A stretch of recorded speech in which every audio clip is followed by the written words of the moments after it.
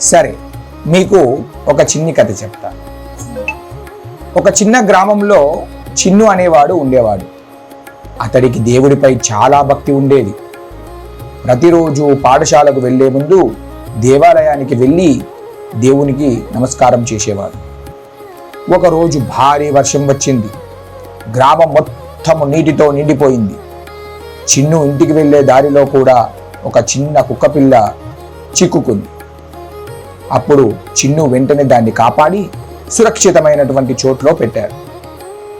అదే రోజు రాత్రి చిన్ను కలలోకి దేవుడు కనిపించి ఇలా అన్నాడు, బిడ్డ, నువ్వు ఆ కుక్కపిల్లను కాపాడినప్పుడు నన్నే కాపాడినట్టే. ఎందుకంటే ప్రతి జీవిలో నేను ఉంటాను. చిన్ను చాలా ఆనందపడ్డాడు.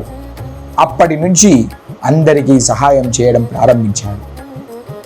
కాబట్టి ఇందులో నీతి ఏమిటంటే దేవుడు ప్రతి జీవిలో ఉంటాడు.